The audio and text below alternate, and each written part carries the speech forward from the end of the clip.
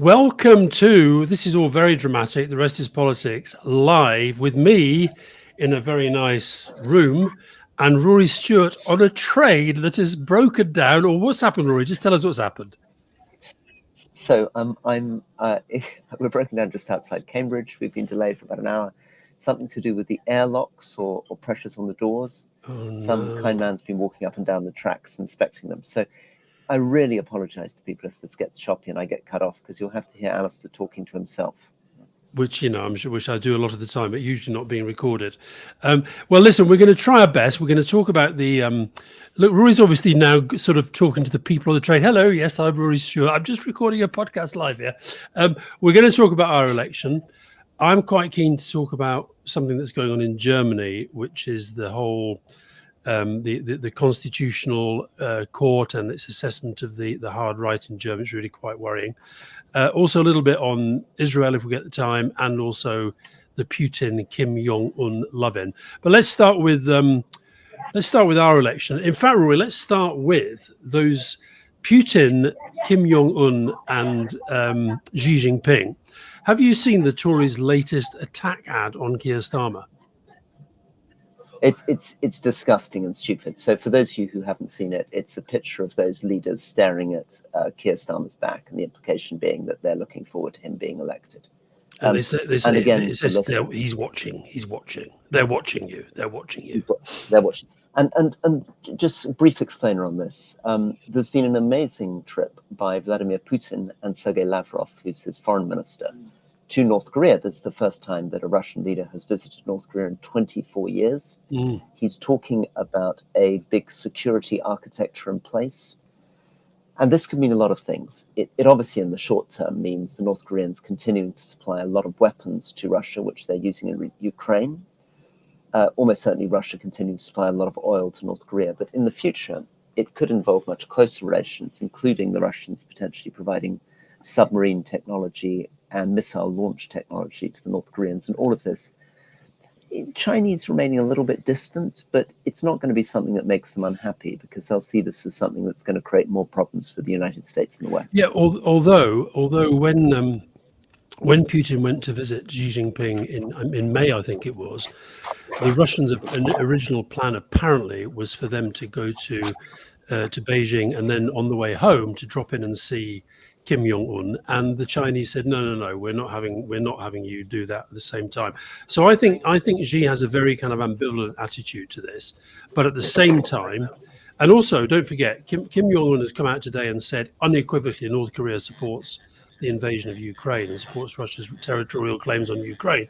China have never actually gone that far, so I think it's interesting and it's quite dangerous. But I thought it was interesting. You said you thought it was disgusting. A lot of Tories actually seem to think that this attack advert on Keir Starmer is disgusting. I mean, I saw the first person I saw reacting was Ian Dale, who said this is absolutely outrageous, because what it's suggesting is that Keir Starmer a Keir Starmer government is somehow an advantage to all of our perceived enemies, which I just think is quite a big thing to say. No, it's a sign of desperation, and it's completely ridiculous. The other thing, Alison, that you wanted to talk about, I think, is that as the polls turn so decisively in Labour's favour, and there was another Ipsos poll today suggesting the Conservatives could be at their worst defeat ever, and Labour could be getting far more seats than they did in '97. There's increasing talk about the supermajority. So I'd love to hear what you think about the supermajority, and I'll mute so you don't have to hear everything else that's happening on the train. I'm quite enjoying the background music, the background announcement. See it, say it, sorted. I find this supermajority thing quite alarming. In fact, I had a message today from Monica Harding, who's the Liberal Democrat candidate up against in Dominic Raab's old seat, and they were saying that actually the supermajority message is kind of getting through in places like that, where they're starting to wait, oh, do we really want to get rid of the Tory here? So I think that, first of all, there is no such thing as a supermajority in our constitution, but it is really, really weird that in most elections you have the party that's trailing in the polls going around saying, oh, well, the polls aren't right, and that's not what I'm hearing on the doorstep. And you have the party that's ahead in the polls saying, this is fantastic, it shows we've got momentum. What you have at the moment is Labour basically saying, we don't believe these polls because they're, this is ridiculous to say we're going to get majority of 200, whatever it might be. And the Tories saying, do you know what, things could be even worse than the polls. I mean, it's a very, very, very unusual election dynamic, but I think it plays into this idea that the Tories, you've said this before, they can't really fight on their record, they can't fight on their leaders, so they're going for all these sort of weird tactics, and this tactic is basically about making feel they personally don't need to vote. It's a deliberate vote suppression strategy, and I think that, I think Labour are right to be worried about it.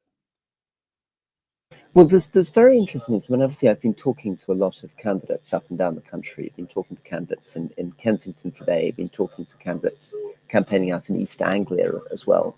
And of course, the Tories are still more optimistic on the doorsteps than the polls suggest. As you would imagine, everybody has a story about how they've been surprised by the level of support, the skepticism about Keir Starmer. So, but it is getting, and I think what's really key is that about 100 seats are on such a knife edge that it's almost impossible to call them at the moment, and these small moves may make a difference.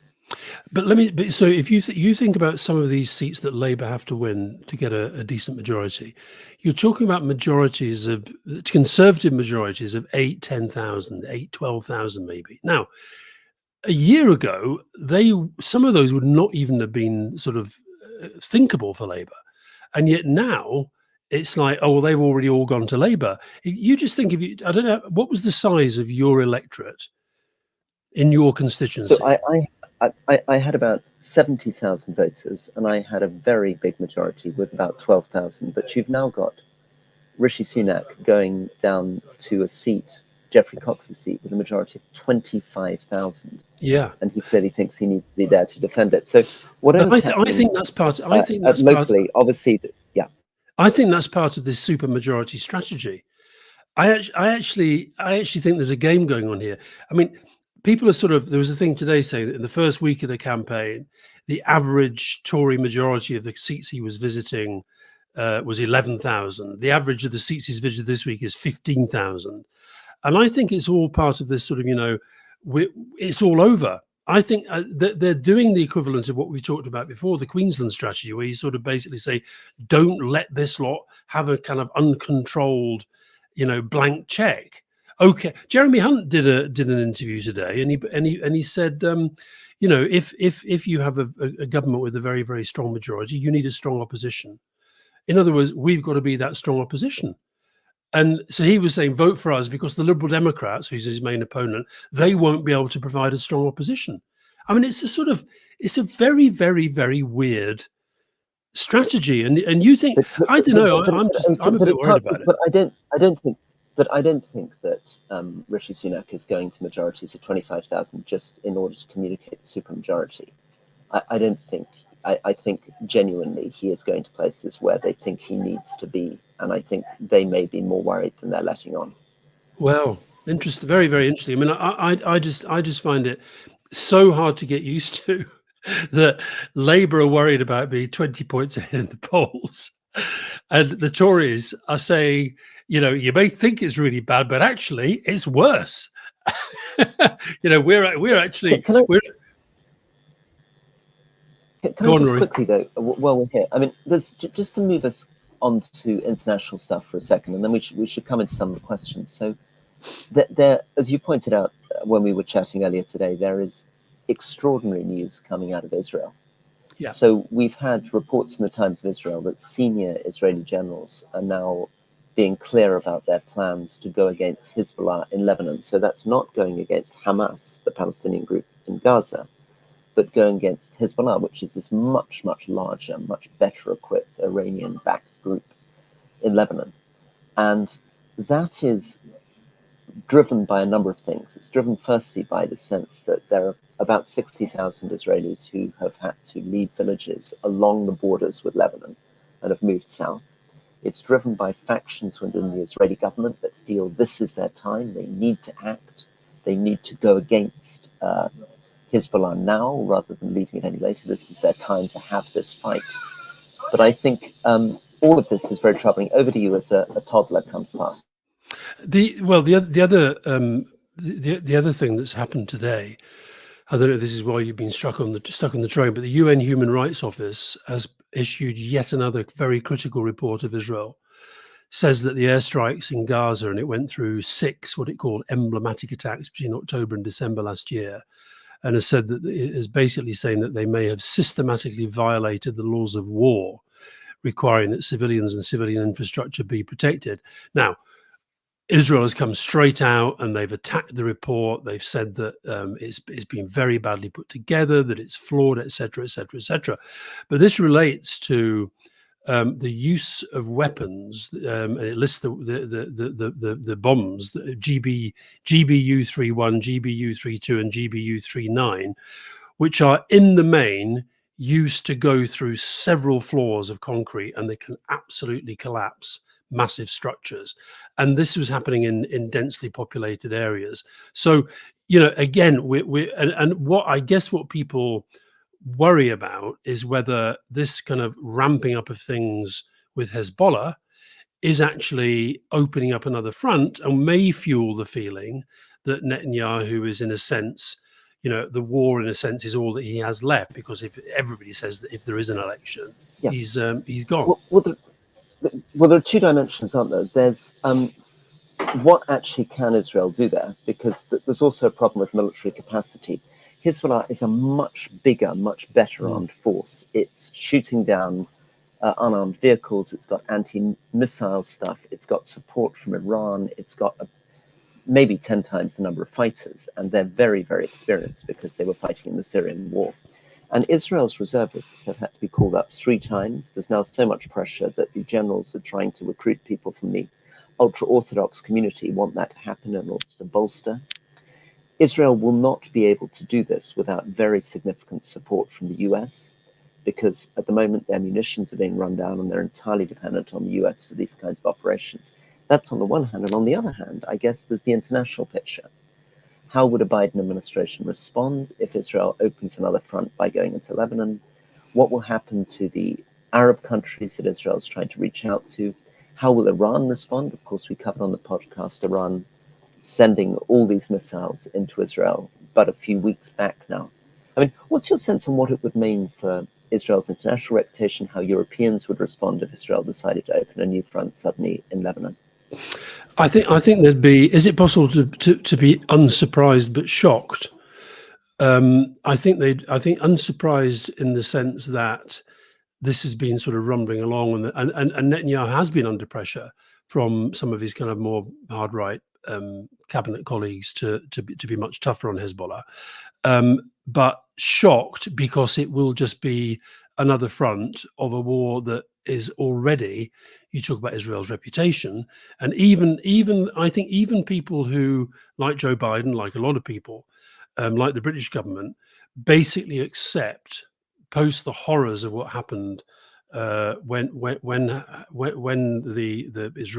Israel was attacked and people were murdered and butchered and raped and hostages taken, that they have that right to self-defense, that this has gone too far. Oh Lord, is that true? Breaking news, somebody says, one of Russia's protection officers has been suspended for betting on the date of the general election. That better not be fake news, whoever posted that. We don't deal with fake news on this. That would be quite something, wouldn't it? That would be quite something, wouldn't it? Yeah. Well, I mean, of course, this is big news because one of his big assistants is accused of having done the same thing. Just before we maybe I mean, I think that the line is holding up pretty well, and I noticed that the ticket inspector seemed. Was that the ticket inspector who walked by and left you alone? That was very kind of him. He thought there's Rory Stewart doing a live podcast on the train. Better not ask him for a ticket. Well, you missed these 2 wonderful 3-year-olds who came past singing. I muted them for a second. Oh, you shouldn't have muted them. Yeah, good afternoon again, ladies and gentlemen. He's muted himself again. Listen, while you're muted, I just want briefly to, because obviously with the election going on, there's not much coverage of stuff outside the UK. But when I was in Germany the other day, I'm now in France, but when I was in Germany, the big news was the publication of a report by an organization called the BFV. And this is the Office for the Protection of the Constitution. It's sometimes compared to MI5, but it's basically the Office for the Protection of the Constitution. And they produced a 400-page, it's an annual report they do every year. And it basically was focused on what they called a surge in violence of the far right. Also an increase in Islamist extremism and an increase in cyber attacks from Russia and China. And it led to the Interior Minister, Nancy Faeser, saying that German democracy was under, quotes, significant threat. And we're talking here about an increase in acts of violence by the hard right, and a very large increase in the numbers of people on the hard right and the hard left who basically are open to pursuing their political goals through violence. So I just thought it was a very, very interesting and detailed analysis of a problem that I think too many of our democracies have been very, very slow to be alert to. And I'm afraid I do worry within the UK context of what has been the normalization of the hard right in our politics, not least by the government pandering a lot of the times to the hard right. And honestly, Rory, I don't know if you saw Nigel Farage's contract publication yesterday. I've never seen such a load. You talk about Liz Truss, unfunded promises. This was unfunded hyper bollocks of an extraordinary nature. They talked about funding all these promises they're making by getting rid of £50 billion worth of government waste. Now, you've been in government. What does £50 billion worth of waste look like to you? Well, it's absolutely unbelievable. £50 billion is most of the UK defence budget. £50 billion is, 12 times what we'd spend on prisons. £50 billion is more than we spend on policing in the entire country. So it's complete fantasy world. And the children are going again. Rory, will you tell the children that my books are out? My children's books are out today. Just tell the children that they're here for them. And one of them, you can also tell them, one of them has got an interview with a chap called Rory Stewart, who's a well-known British Conservative politician, it says. I just think this, they still get away with murder. He wasn't asked once at the press conference about Brexit.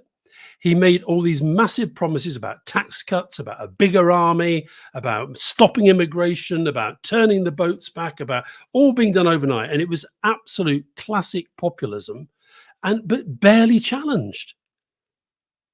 Well, it's amazing. I was stopped in the street today by somebody who came up to me, a couple came up to me, and he said, "What do you think of Nigel Farage?" So I assumed that as a listener to the rest of his politics, he would expect me to be rude about Nigel Farage, which I accordingly was. It turned out, of course, that he was a supporter of Nigel Farage.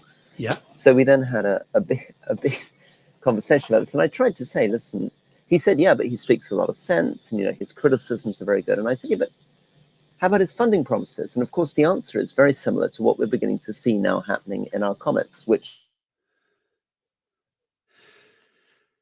has he gone? He lies, but everybody lies. Sorry, here I am.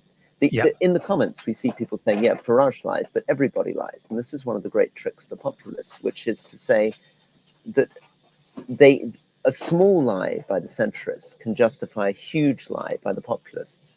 Yeah, absolutely. Yeah, but if you think about we've talked a lot on the podcast, and I've been ranting about this for ages. I remember being on Question Time in Clacton not long ago, and Ben Habib was the Brexit person on the panel next to me. And when we were having a drink afterwards, he said, "It's really quite interesting. You really do get offended by politicians lying, don't you?" And I said, "Yeah, I do." And he said, "I mean, I really feel that very, very strongly. That's what your problem is with people like Boris Johnson and Nigel, isn't it?" I said, "Yes, it bloody is." And so yesterday they came out with all this utter nonsense. Honestly, we should put in the newsletter the page where they have their costings. It is utterly, ridiculously fantastical. Thank you for all the praise for my unfunded hyperbolics. That just came to me as we were talking, but that's exactly what it is. So, but it's ridiculous. And he actually said at one point, to be fair to some of the journalists, they gave him a bit of a hard time. And he said, well, but we're not going to be the government. This is what we'd like in an ideal world, but we're not going to be the government. So therefore, it So doesn't matter what we it's say. no, it's crazy. We had somebody in the comments asking what we think about the parallels with the French election, and I think there is something very interesting, not for this election, but for 5 years' time, which is that in some ways Keir Starmer is positioning himself as a bit of a Macron, socially liberal, fiscally conservative, and that of course provides space on the populist far right. And I think there's a real risk that what remains the Conservative Party, this is Mag Weave's question, is going to be dragged into the Faragist sort of Reform Party style stuff. Yeah, But no, of course, and that's his goal. we're a first past the post system. So again, I met a Conservative MP today who said this is a catastrophic error because if these far right populists can get up to 25-30% of the vote, but they can never get enough to actually win an election in a first past the post system. You have to move back to the centre if you're going to be any kind of credible party of government. Yeah, there's a comment there from Danny Smith. Says Susanna Reid did a good job holding Farage to account on Good Morning Britain. I watched that actually. I thought together Susanna and Ed Balls did a very, very good job. They weren't letting him away with some of this nonsense, and he got very, very tetchy and very, very agitated. I think it's why, to be honest, Rory, I just don't think he's going to come on the podcast. He said he would, but I think I just don't think he could face a serious sort of questions about the ludicrous policy proposals that he brought forward. Talking of tetchy, I caught a little bit of Rishi Sunak on LBC today. And there was a question a woman asked basically about food banks. And I mean, I just don't understand how Sunak can't get. I'll put the question to you, and then I want to imagine that you're Rishi Sunak. Okay. So the question was as follows: I work in the health service and I see so many people who come in to see me.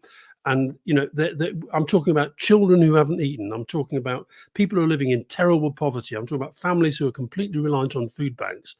And I mean, seriously, Prime Minister, how can you, when you're richer than the king, really feel any sense of connection with those people? So first of all, what would you reply to that? And secondly, what do you think he replied?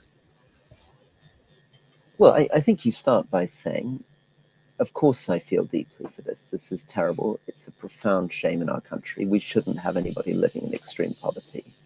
And it's something that I'm deeply ashamed of and that we're going to sort out. And then you move on to say, and this is how we're going to sort it out. But it's a very difficult thing to answer if you're the government that's been in for 14 years and you're presiding over the rise in these food banks. Yeah, well, he basically he missed the first bit and went straight to the second bit and talked about how well the government was doing and if only people, we're doing this and if you remember how I helped the most vulnerable during furlough and all this sort of stuff. And Nick Ferrari kept trying to get him back to sort of, can we address food banks? Can we address the point? But he just wasn't. It just wasn't.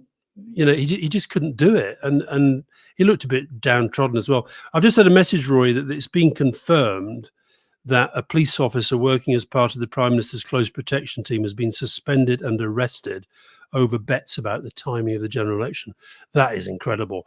I mean, just talk us through that, because you were very loyal to your protection teams, weren't you? You liked them very much, and you saw them very much as part of the inner circle, and they were trusted. Absolutely. Well, confidential information. They sit in the vehicles with you. They hear everything. I mean, if they're absolutely. Election. Yeah, there's a joke that goes on about, if you really want to find out what's going on in the government, you talk to the drivers, because they're driving the cars around, and the ministers who are not meant to be on mobile phones, they're all on mobile phones, they're all talking to each other, and the drivers hear these conversations. We had one or two that sometimes were a bit difficult. And sometimes it's just about a matter of personalities, but in general we had some fantastic people right the way through, really, really good. I mean, they had to work incredibly hard. They had to be there at the start of the day, there at the end of the day, regularly, long periods away from home, a lot of them ahead of us. You're doing all the advanced work, so that's going to be a big story. I'm sitting here not moving, looking at the beautiful countryside of Cambridgeshire. And one of the things that is also true in this election is nobody's really talking about rural areas, farming, food, the countryside. Well, somebody's just posted, Rory, somebody's just posted, Labour supports mercy for badgers. There you go. Well, in the entire manifesto, Labour has got, as far as I can see, 87 words on farming out of 130 pages. And it comes in a chapter called clean energy superpower. Mm. And the Tories aren't really talking about it either. And there's so much that could be done on improving our food. There's so much that could be done. And all that Labour's really put in is stuff on badgers and stuff on trail hunting, which is largely appealing to urban populations. It's not really leaning into trying to win over support in rural areas and farming communities. Mm. And by the way, there was a poll of farmers in Farmers Weekly last week, and I can't remember the exact numbers, but it was a massive lead for Labour. It was something like over 50% for Labour. So they would actually, in the current post-Brexit, post all the betrayal, post the cost of living crisis hitting farmers particularly hard, they would actually be pushing an open door if they were just to show a bit of tender loving care towards farming in the farming community. And Rory, the other thing, and of course, the Lib Dems are doing a bit. We had a good. Somebody's written. I've just lost them on the screen, but Lib Dems have done a little bit on the national food strategy, done a bit on fuel exemption. yeah. When I was last in Singapore, where, by the way, there's been this horrific environmental disaster, huge oil spill in the water. But interestingly, talking to some of the people in the government there, nature and wildlife were, for young people in Singapore, right up at the top of issues of concern. So they didn't necessarily just think about it in the environment, climate change. It was about the need to have more nature in their lives. Yeah, I think you're right about this. I mean, obviously, manifestos have to cover kind of every base. I mean, that's part of what they do, but they're also where you can signal priorities. And I think you're right. I think it's something that's missing from this election. Have you had time, Rory, to see some anything? Some of it wouldn't be awfully expensive. I mean, a national food strategy, for example. I mean, strategies may be boring, but it's a way of signaling an intention without ending up with people attacking you for raising taxes or something. Yeah. And have you had time to look at the SNP manifesto? No, go on. Tell us about the SNP manifesto. Apologies. Well, it's got a very big picture. It's got a very big picture of John Swinney on the front. He fronted the whole thing. I didn't catch much of it, but what I did catch, the two things that really three points that landed with me. The first was that he was still pushing independence as a very, very, very big part of their goal. The second thing was that they were unequivocally saying that they want an independence. Well, they want to rejoin the European Union, and he was attacking the two main parties for being so mealy-mouthed about that. And then the third thing was that in terms of the questioning that I saw, it was very much about their domestic record being put under pressure. That may be an unfair impression, but that was the impression I was getting from what I was seeing on social media of the questions that were being put. So I think that I think it felt like a pretty safe. They were playing reasonably safe. As I said to you, when I met John Swinney at the football the other night, the Scotland-Germany game, and I'm sure if your train gets in time, Rory, I take it you're not doing anything like a live event tonight, but you'll be watching Scotland against Switzerland. I'm sure of that. Or are you doing yet another book flogging live event? I'm doing a big live event in the Cambridge Theatre if I ever get that. So at 7:30, I'm supposed to be on the stage. Have they actually said? Have they announced to you? Have they announced yet when you might move? It looks very bad. I mean, people keep moving up and down the carriage, and I'm missing the announcements because I'm listening to you. One seat to watch, Perth and Kinross, is going to be a very interesting seat. So Luke Graham, the Conservative candidate, who I should declare an interest, is a friend of mine, I think a good guy, held the seat until 2019, lost it then, is running up against Pete Wishart, so a real SNP stalwart in the seat, and again, Reform is getting going. So a Conservative councillor has defected to Reform. Labour traditionally doesn't have much of an in on that seat. Everything is going to depend. It's one of these interesting seats. Another one is there's another seat in Norfolk, which was Henry Bellingham's seat like this, where you end up with possible sort of three-way marginals, which can go very, very strange, where you can end up winning the vote potentially with 30%, winning seat with 30% of the vote, 32% of the vote. Yeah, one worth watching. Ali Wilson is just posted a comment, asking whether one of us couldn't call Rishi and get him to send his helicopter to get you out of there. Do you think he might do that for you? What do you think? Oh, I think definitely. I think we're all in it together, and he should feel that he should send the helicopter for me. And by the way, no, I am not wearing pajamas. Whoever put that up there. Well, look, I think we should maybe. One quick thing before we go. One lovely thing from Farage. So Rob Hutton, who does a great thing on X, which people should follow, with The Critic, but he said he's just seen the press release from Reform, and he can't even satirize it. It's so absurd. So as far as you will have followed the story. It's just about the vetting thing, the vetting story. Yeah, suing the company. Get this. Paid £144,000 to vet over 400 of its candidates in April, but which failed to return a single piece of research.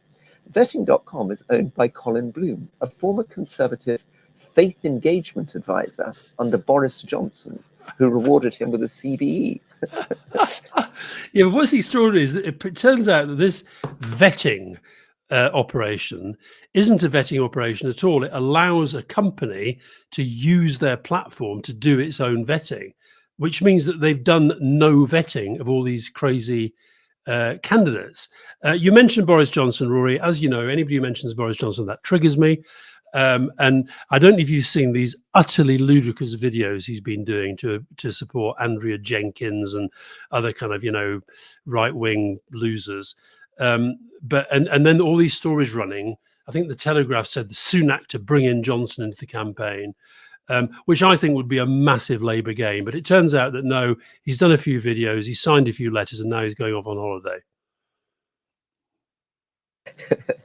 Which, of course, is my approach too. I've done a lot of videos for the moderate Conservatives that I support, and I'm now stuck on a train helping none of them. I know I'm being pressed by your friend Mr. Bagg in Norfolk to do a video for him, but I'm wary of. I just don't know what's going on there, whether that harms or helps Labour.